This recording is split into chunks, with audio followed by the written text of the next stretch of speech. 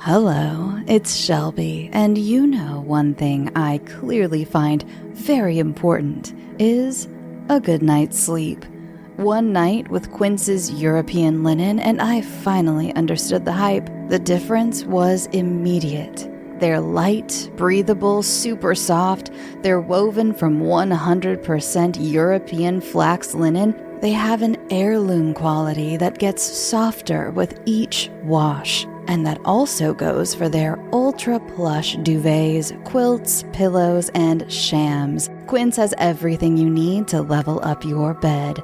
The best part, like Quince's clothing, their bedding is half the cost of similar brands. By partnering with top artisans, Quince cuts out the cost of the middleman and passes the savings on to us. And my absolute favorite part about Quince is that they only work with factories that use safe, ethical, and responsible manufacturing practices and premium fabrics and finishes.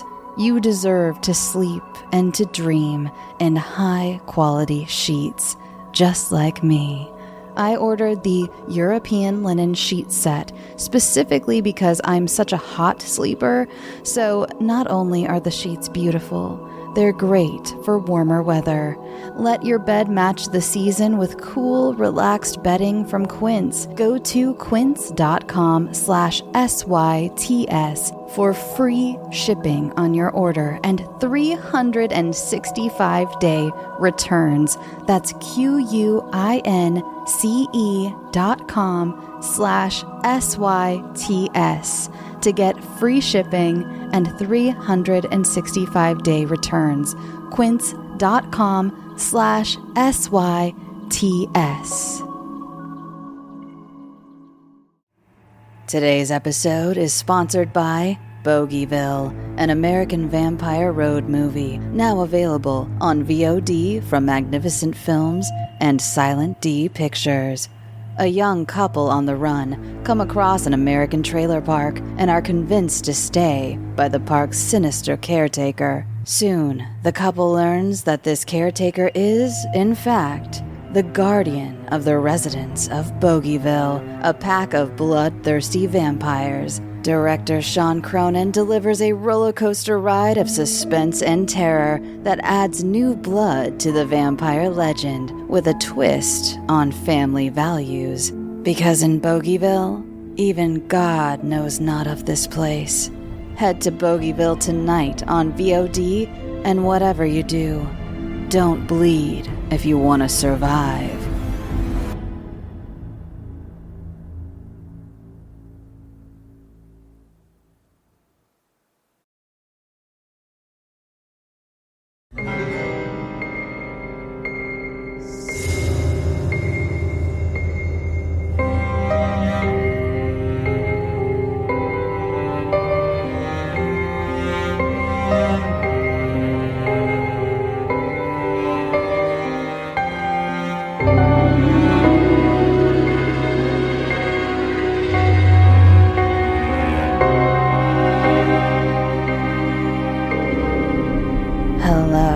Welcome to Scare You to Sleep.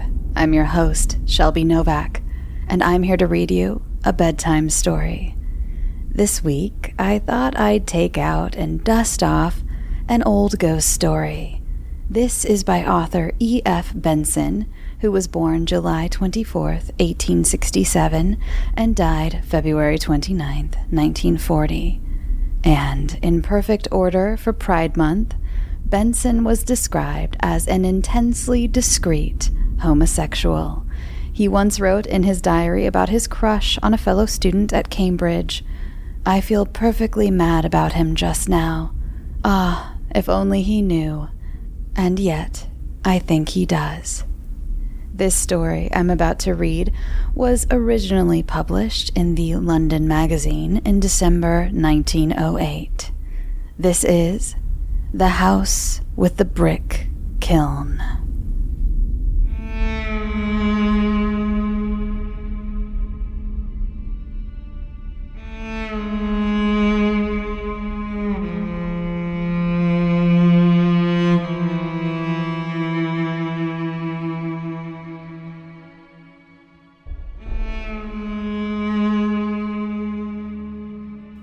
The hamlet of Trevor Major lies very lonely and sequestered in a hollow below the north side of the South Downs that stretch westward from Lewis and run parallel with the coast. It is a hamlet of some 3 or 4 dozen inconsiderable houses and cottages, much girt about with trees. But the big Norman church and the manor house, which stands a little outside the village, are evidence of a more conspicuous past.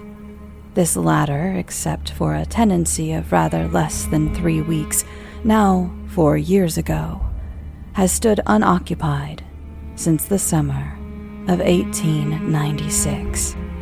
And though it could be taken at a rent almost comically small, it is highly improbable that either of its last tenants, even if times were very bad, would think of passing a night in it again.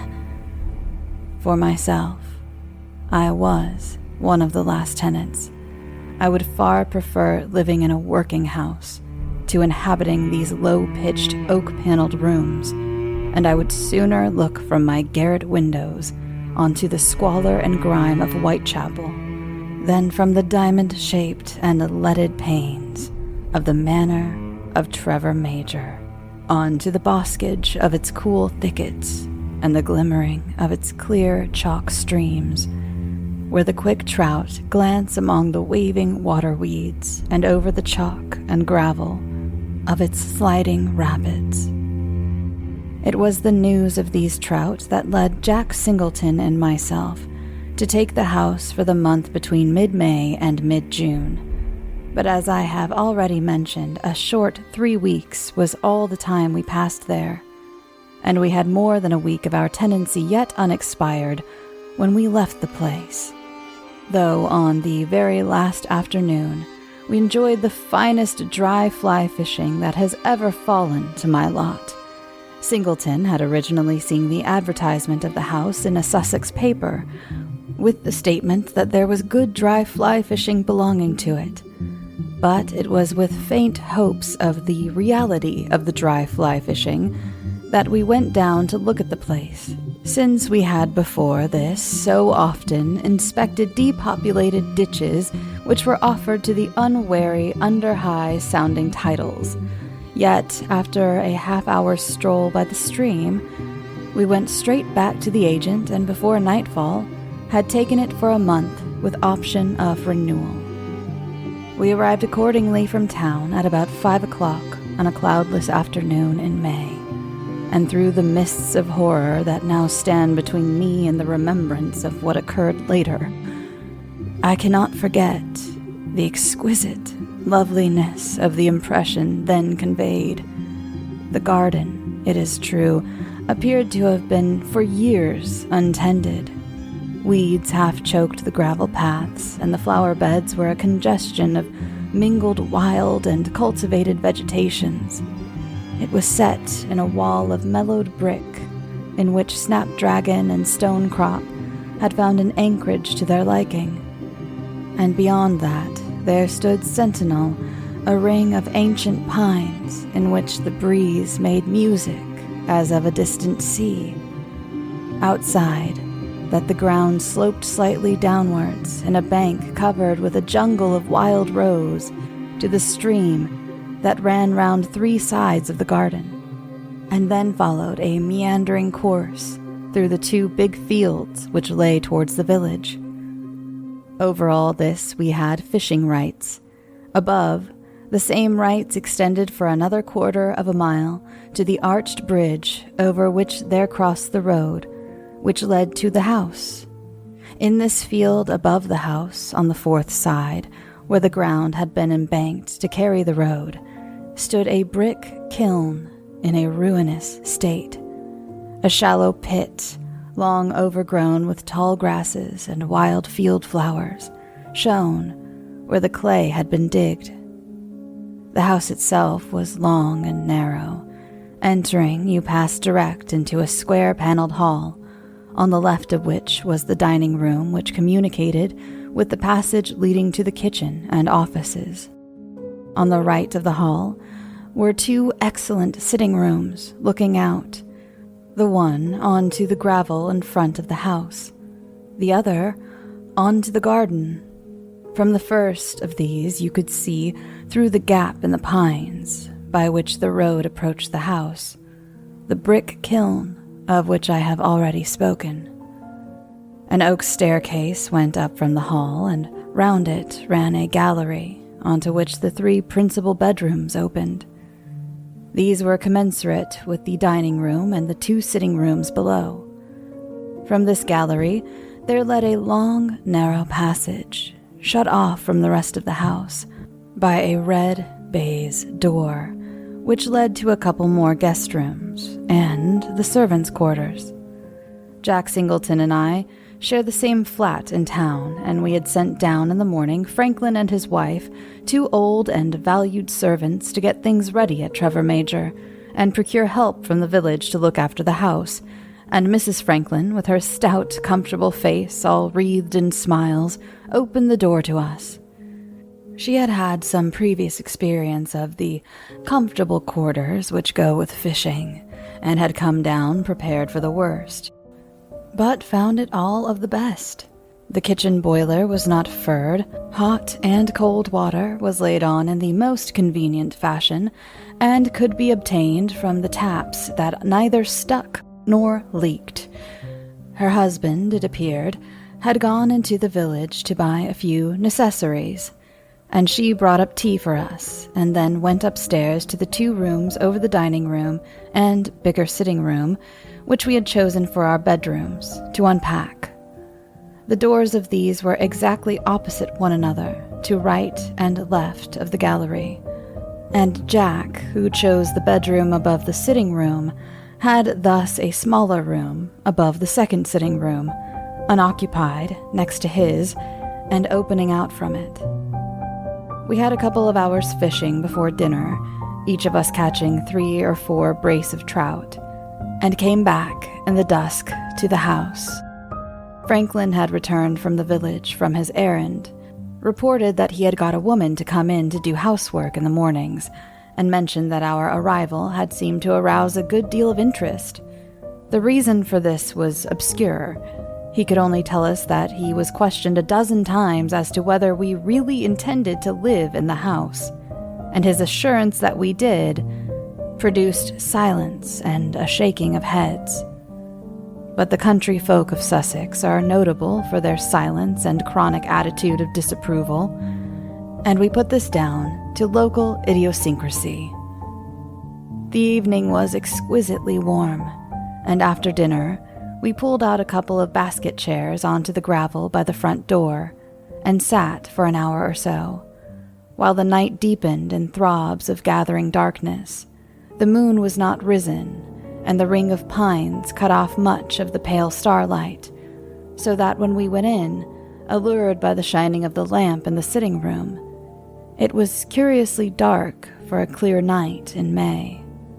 And at that moment of stepping from the darkness into the cheerfulness of the lighted home, I had a sudden sensation to which, during the next fortnight, I became almost accustomed, of there being something unseen and unheard and dreadful near me.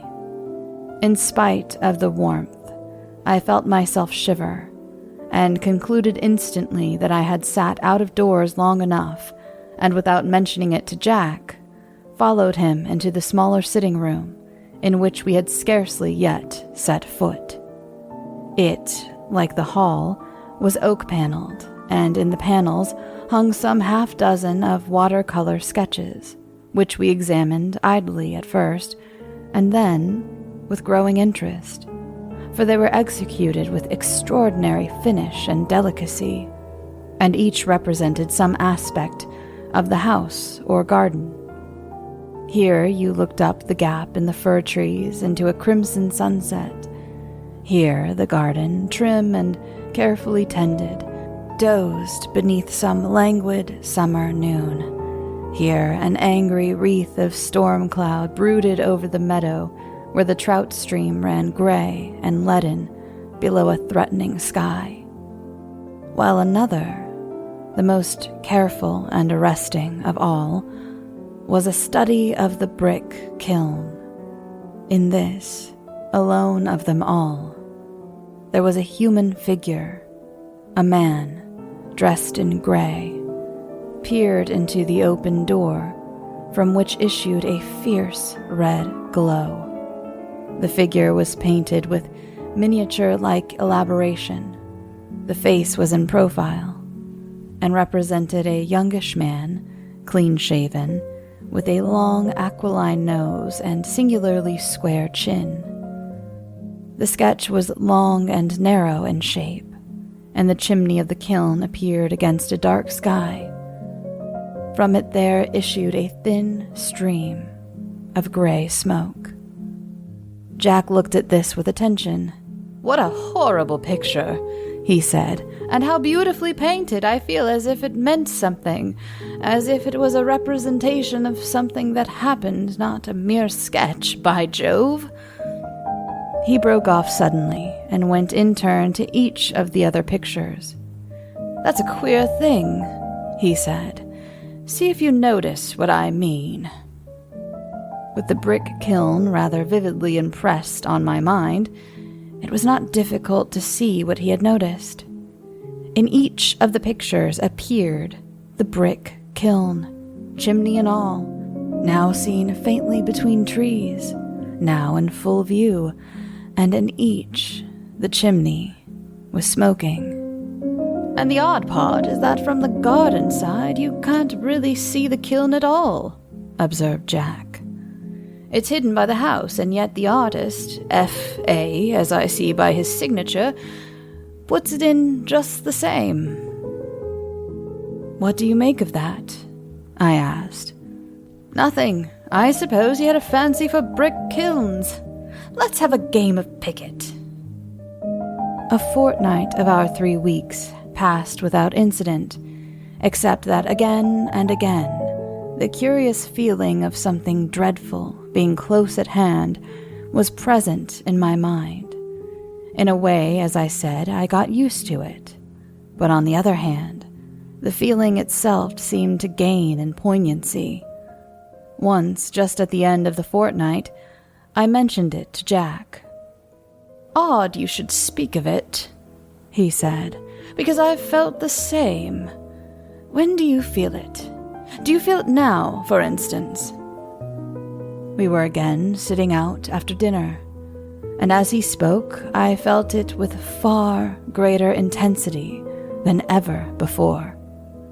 And at the same moment, the house door, which had been closed, though probably not latched, swung gently open, letting out a shaft of light from the hall, and as gently swung to again, as if something had stealthily entered. "Yes," I said, "I felt it then. I only feel it in the evening.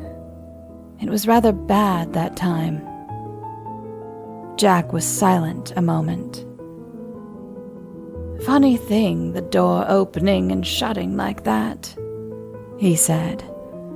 "Let's go indoors." We got up, and I remember seeing at that moment that the windows of my bedroom were lit. Mrs. Franklin probably was making things ready for the night. Simultaneously, as we crossed the gravel, there came from just inside the house the sound of a hurried footstep on the stairs, and entering, we found Mrs. Franklin in the hall, looking rather white and startled. "Anything wrong?" I asked. She took 2 or 3 quick breaths before she answered. "No, sir," she said. "At least nothing that I can give an account of. I was tidying up in your room, and I thought you came in, but there was nobody, and it gave me a turn. I left my candle there. I must go up for it."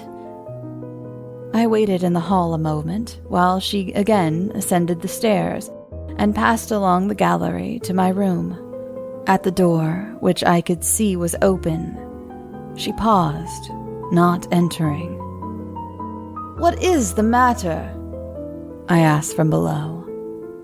"I left the candle alight," she said, And it's gone out." Jack laughed. "And you left the door and window open," said he. "Yes, sir, but not a breath of wind is stirring," said Mrs. Franklin, rather faintly. This was true, and yet a few moments ago, the heavy hall door had swung open and back again. Jack ran upstairs. "We'll brave the dark together, Mrs. Franklin," he said. He went into my room, and I heard the sound of a match struck. Then, through the open door, came the light of the rekindled candle, and simultaneously, I heard a bell ring in the servants' quarters. In a moment came steps, and Franklin appeared. "What bell was that?" I asked. "Mr. Jack's bedroom, sir," he said. I felt there was a marked atmosphere of nerves about, for which there was really no adequate cause. All that had happened of a disturbing nature was that Mrs. Franklin had thought I had come into my bedroom and had been startled by finding I had not. She had then left the candle in a draught and it had been blown out. As for a bell ringing, that, even if it had happened, was a very innocuous proceeding. "Mouse on a wire," I said. "Mr. Jack is in my room this moment, lighting Mrs. Franklin's candle for her." Jack came down at this juncture, and we went into the sitting room. But Franklin apparently was not satisfied, for we heard him in the room above us, which was Jack's bedroom, moving about with his slow and rather ponderous tread. Then his steps seemed to pass into the bedroom adjoining, and we heard no more. I remember feeling hugely sleepy that night, and went to bed earlier than usual, to pass rather a broken night with stretches of dreamless sleep interspersed with startled awakenings in which I passed very suddenly into complete consciousness. Sometimes the house was absolutely still, and the only sound to be heard was the sighing of the night breeze outside in the pines. But sometimes the place seemed full of muffled movements, and once I could have sworn that the handle of my door turned. That required verification, and I lit my candle, but found that my ears must have played me false.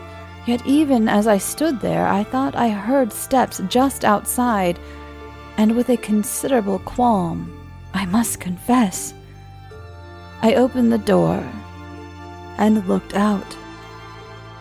But the gallery was quite empty and the house quite still. Then, from Jack's room opposite, I heard a sound that was somehow comforting, the snorts of the snorer, and I went back to bed and slept again. And when I woke, morning was already breaking in red lines on the horizon, and the sense of trouble that had been with me ever since last evening had gone.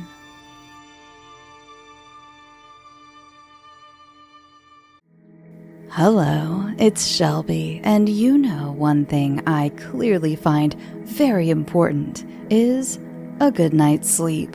One night with Quince's European linen, and I finally understood the hype. The difference was immediate. They're light, breathable, super soft. They're woven from 100% European flax linen. They have an heirloom quality that gets softer with each wash. And that also goes for their ultra-plush duvets, quilts, pillows, and shams. Quince has everything you need to level up your bed. The best part, like Quince's clothing, their bedding is half the cost of similar brands. By partnering with top artisans, Quince cuts out the cost of the middleman and passes the savings on to us. And my absolute favorite part about Quince is that they only work with factories that use safe, ethical, and responsible manufacturing practices and premium fabrics and finishes. You deserve to sleep and to dream in high-quality sheets, just like me.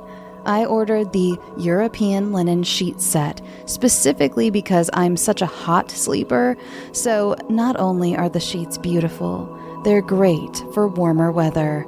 Let your bed match the season with cool, relaxed bedding from Quince. Go to quince.com/SYTS for free shipping on your order and 365-day returns. That's QUINCE.com/SYTS to get free shipping and 365-day returns.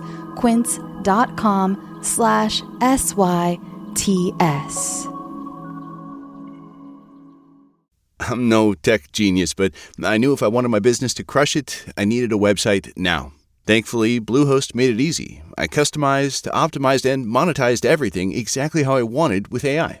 In minutes, my site was up. I couldn't believe it. The search engine tools even helped me get more site visitors. Whatever your passion project is, you can set it up with Bluehost. With their 30-day money-back guarantee, what do you got to lose? Head to Bluehost.com. That's BLUEHOST.com to start now.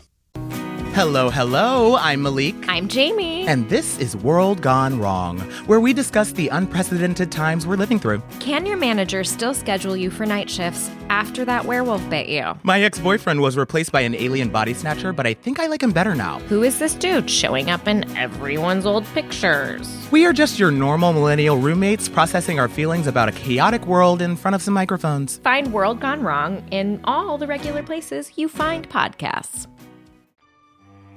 Heavy rain set in after lunch next day, and I had arrears of letter writing to do, and the water was soon both muddy and rising.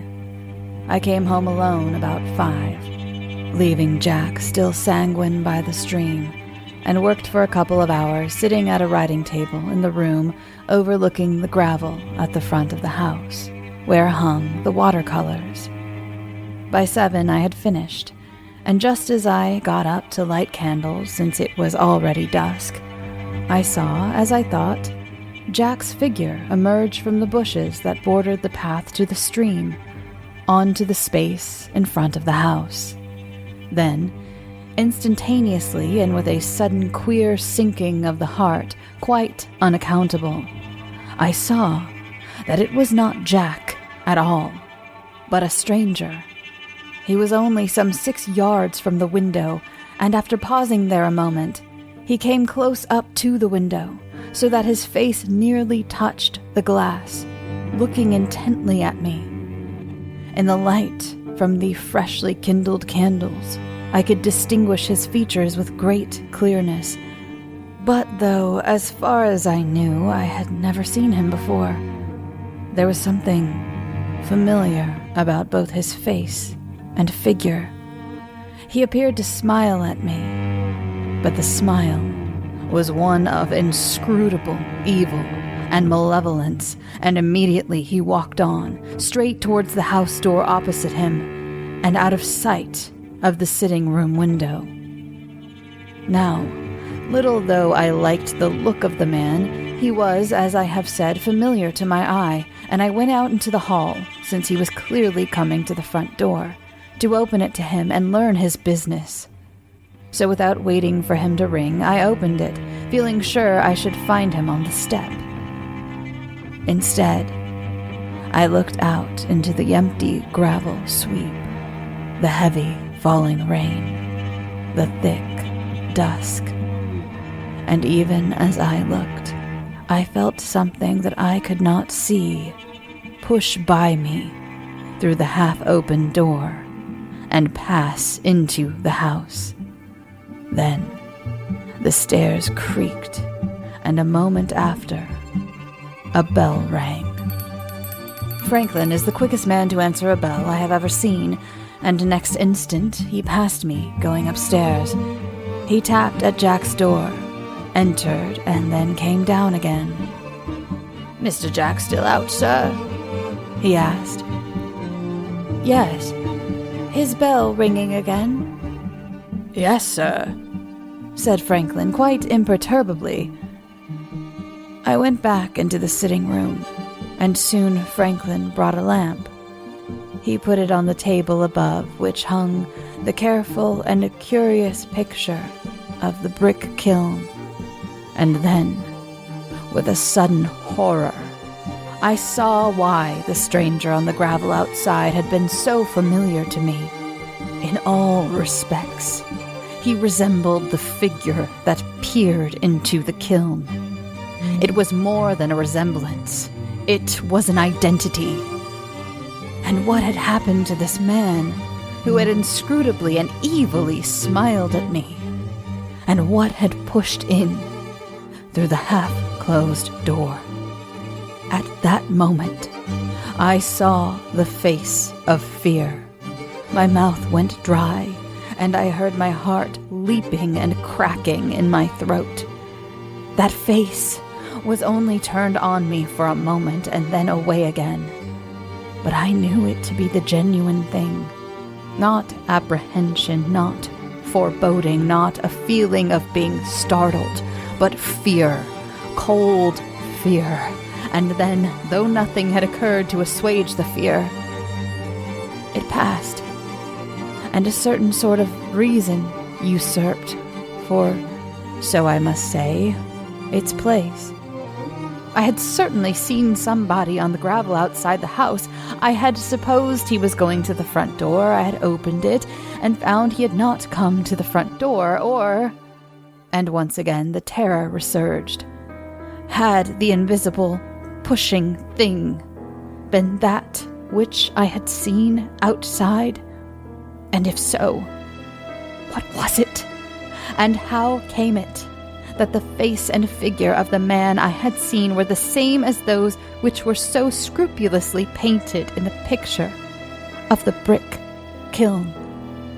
I set myself to argue down the fear, for which there was no more foundation than this and the repetition of the ringing bell, and my belief is that I did so. I told myself till I believed it that a man, a human man, had been walking across the gravel outside, and that he had not come to the front door, but had gone, as he might easily have done, up the drive into the high road. I told myself that it was mere fancy. That was the cause of the belief that something had pushed in by me. And as for the ringing of the bell, I said to myself, as was true, that this has happened before. And I must ask the reader to believe also that I argued these things away and looked no longer on the face of fear itself. I was not comfortable, but I fell short of being terrified. I sat down again by the window, looking on to the gravel in front of the house, and, finding another letter that asked, though it did not demand, an answer, proceeded to occupy myself with it. Straight in front led the drive through the gap in the pines and passed through the field where lay the Brick-Kiln. In a pause of page-turning, I looked up and saw something unusual about it. At the same moment, an unusual smell came to my nostril. What I saw was smoke coming out of the chimney of the kiln. What I smelt was the odor of roasting meat. The wind, such as there was, set from the kiln to the house. But as far as I knew, the smell of roast meat probably came from the kitchen where dinner, so I supposed, was cooking. I had to tell myself this. I wanted reassurance lest the face of fear should look whitely on me again. Then there came a crisp step on the gravel, a rattle at the front door, and Jack came in. "Good sport," he said. "You gave up too soon." And he went straight to the table above which hung the picture of the man at the Brick-Kiln, and looked at it. There was a silence, and eventually I spoke, for I wanted to know one thing. "Seen anybody?" I asked. "Yes. Why do you ask?" because I have also. The man in that picture. Jack came and sat down near me. It's a ghost, you know, he said. He came down to the river about dusk and stood near me for an hour. At first I thought he was real, and I warned him that he had better stand further off if he didn't want to be hooked. And then it struck me. He wasn't real. And I cast, right through him. And about 7, he walked up towards the house. Were you frightened? No, it was so tremendously interesting. So you saw him here too? Whereabouts? Just outside. I think he is in the house now. Jack looked round. Did you see him come in? He asked. No, but I felt him. There's another queer thing, too. The chimney of the Brick-Kiln is smoking. Jack looked out of the window. It was nearly dark, but the wreathing smoke could just be seen. So it is, he said. Fat, greasy smoke. I think I'll go up and see what's on. Come too? I think not, I said. Are you frightened? It isn't worthwhile. Besides, it is so tremendously interesting. Jack came back from his little expedition, still interested. He had found nothing stirring at the kiln, but though it was then nearly dark, the interior was faintly luminous, and against the black of the sky, he could see a wisp of thick, white smoke floating northwards. But for the rest of the evening, we neither heard nor saw anything of abnormal import, and the next day ran a course of undisturbed hours. Then suddenly, a hellish activity was manifested.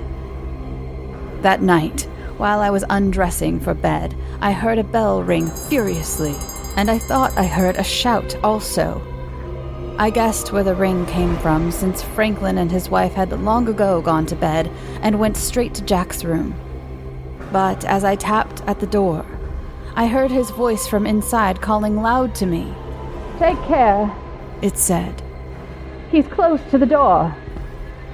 A sudden qualm of blank fear took hold of me, but mastering it as best I could, I opened the door to enter, and once again something pushed softly by me, though I saw nothing. Jack was standing by his bed, half I saw him wipe his forehead with the back of his hand. "He's been here again," he said. "I was standing here a minute ago when I found him close by me. He came out of the inner room, I think. Did you see what he had in his hand?" "I saw nothing." "It was a knife, a great long carving knife. Do you mind my sleeping on the sofa in your room tonight? I got an awful turn then. There was another thing too. All round the edges of his clothes, at his collar and at his wrists, there were little flames playing, little white licking flames." But next day, again, we neither heard nor saw anything. Nor that night did the sense of that dreadful presence in the house come to us. And then came the last day. We had been out till it was dark, and as I said, had a wonderful day among the fish. On reaching home, we sat together in the sitting room, when suddenly, from overhead, came a tread of feet, a violent pealing of the bell, and the moment after yell, as of someone in mortal agony. The thought occurred to both of us that this might be Mrs. Franklin in terror of some fearful sight, and together we rushed up and sprang into Jack's bedroom.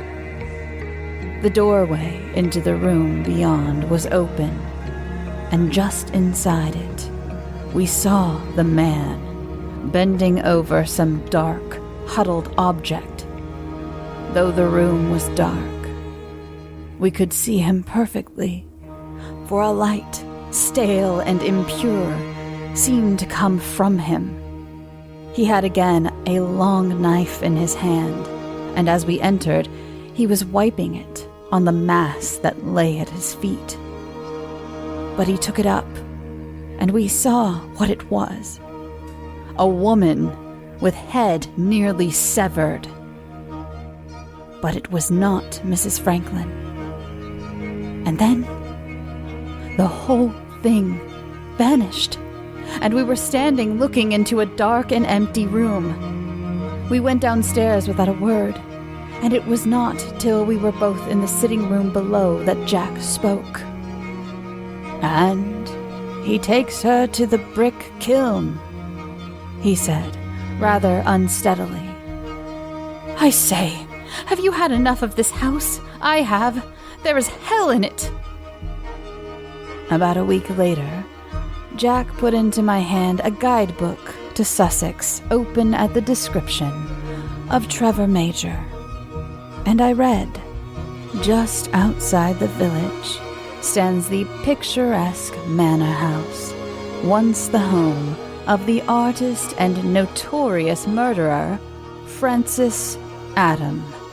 It was here he killed his wife in a fit, it is believed, of groundless jealousy, cutting her throat and disposing of her remains by burning them in a brick kiln. Certain charred fragments found 6 months afterwards led to his arrest and execution. So, I prefer to leave the house with the brick kiln and the pictures, signed F.A., to others.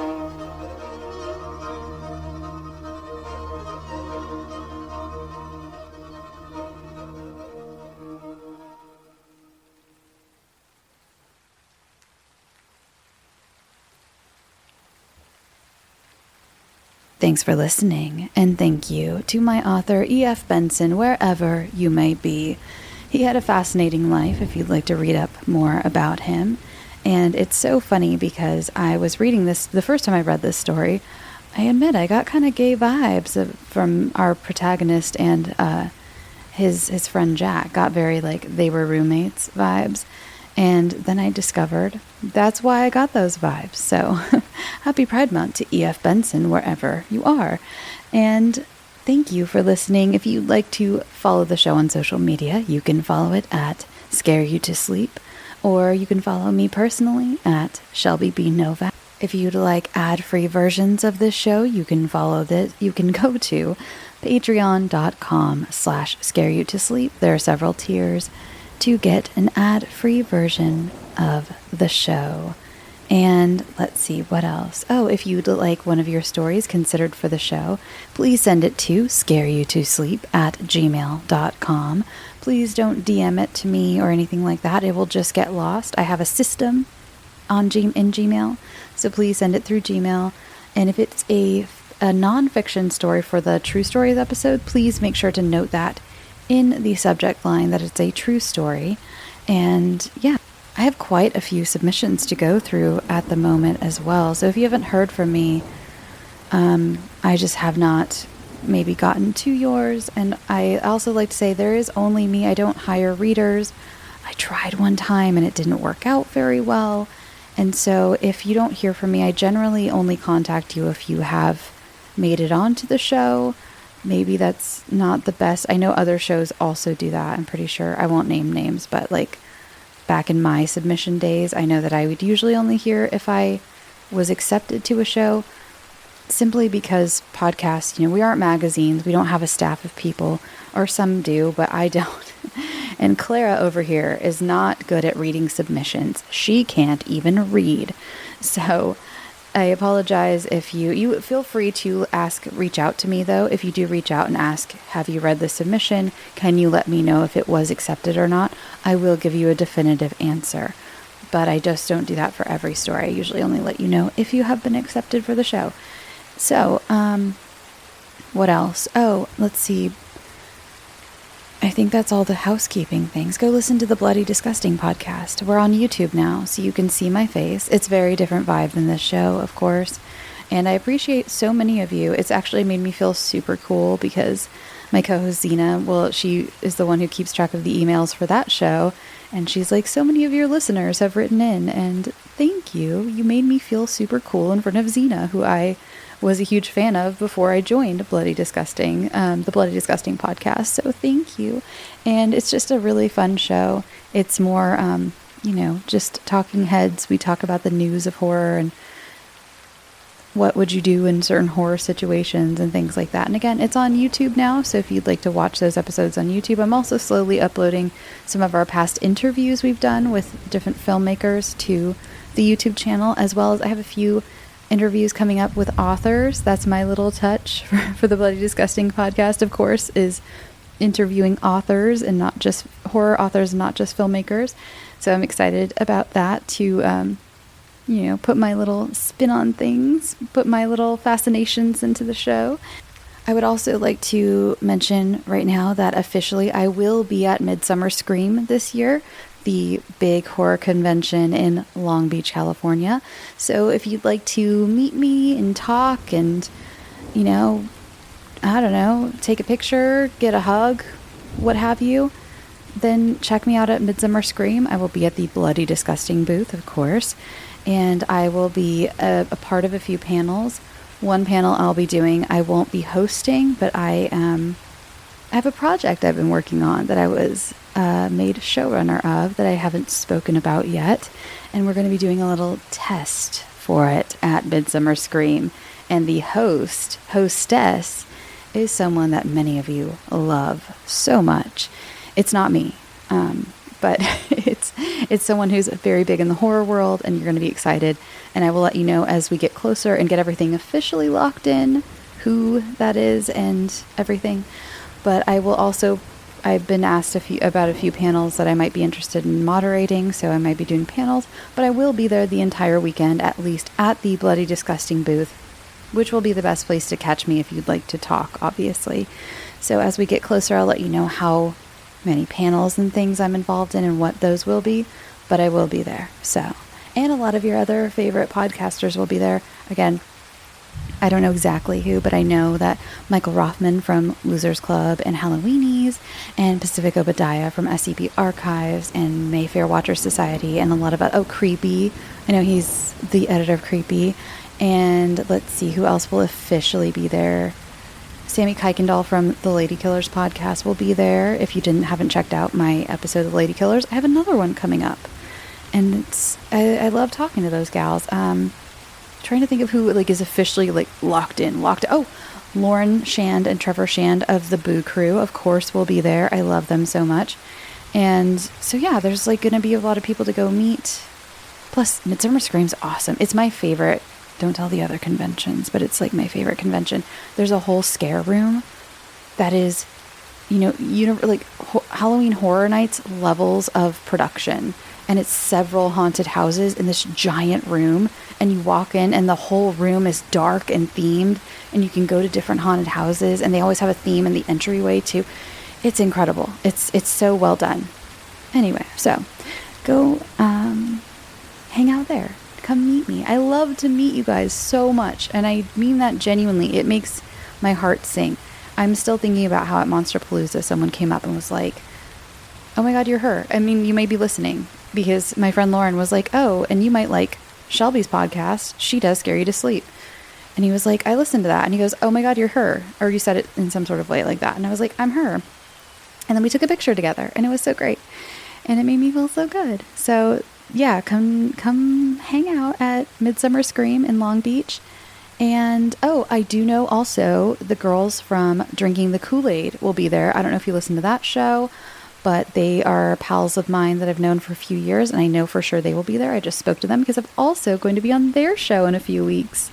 We just recorded yesterday or the day before, something like that.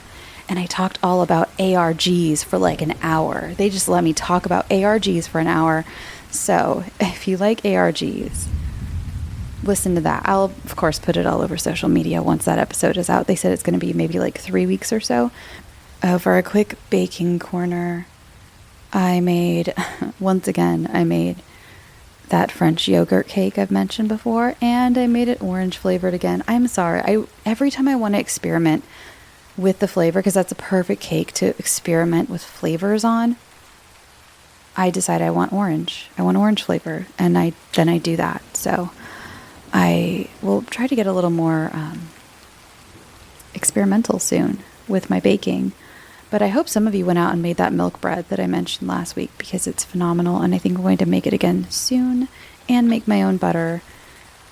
And yeah, okay, I'm going to go, and you're going to go, and we're going to go, and you're going to go drink some water. Please drink water, and don't forget your electrolytes as well. You can't just drink water when it's hot outside. Again, sorry, Australia and New Zealand. I know it's getting winter there, but in here it's very hot. You know, it's pretty warm a lot of time of year for you guys too. So remember, drink your electrolytes. It's not bad advice to have. All right, I'm going to go, and I hope you have a fantastic weekend and a fantastic week. Happy solstice. Go get some sleep. Sweet dreams.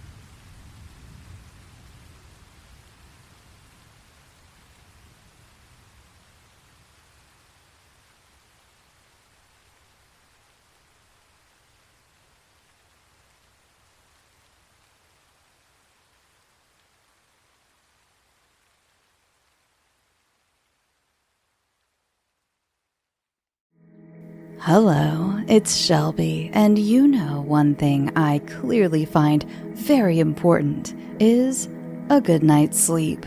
One night with Quince's European linen, and I finally understood the hype. The difference was immediate. They're light, breathable, super soft. They're woven from 100% European flax linen. They have an heirloom quality that gets softer with each wash. And that also goes for their ultra plush duvets, quilts, pillows, and shams. Quince has everything you need to level up your bed. The best part, like Quince's clothing, their bedding is half the cost of similar brands. By partnering with top artisans, Quince cuts out the cost of the middleman and passes the savings on to us. And my absolute favorite part about Quince is that they only work with factories that use safe, ethical, and responsible manufacturing practices and premium fabrics and finishes. You deserve to sleep and to dream in high-quality sheets, just like me. I ordered the European linen sheet set specifically because I'm such a hot sleeper, so not only are the sheets beautiful, They're great for warmer weather. Let your bed match the season with cool, relaxed bedding from Quince. Go to quince.com/SYTS for free shipping on your order and 365-day returns. That's QUINCE.com/SYTS to get free shipping and 365-day returns. Quince.com/SYTS.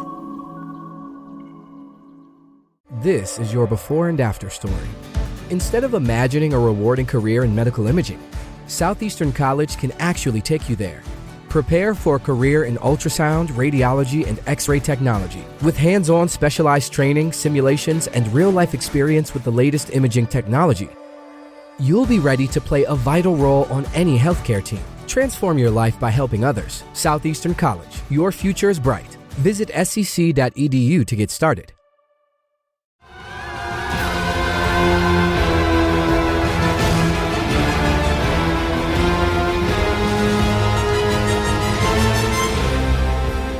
Hello, Toxic Avenger fans. You know what that theme song means. It's time for another exclusive audio clip from The Toxic Avenger in theaters August 29th.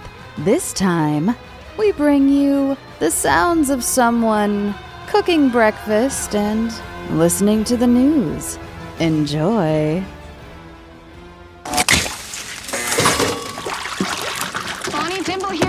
From New Chemistry High School for varsity tournament season. Coach Stanwyck, what can we expect from the Crimson Beaks this year? New Chem is gonna nuke them. Wouldn't want to be the Kennedy Cougars this Saturday, huh? Man, fuck the Cougars! Oh. Fuck the Cougars! Oh my God. Switching gears, we have a special exclusive. Okay, that's great. Do you want to be part of a winning team? Want to stand up against the forces of evil, like the Kennedy Cougars and beyond? Join the fight at I'mWithToxie.com and then see The Toxic Avenger in theaters on August 29th. That's I'mWithToxie, TOXIE.com.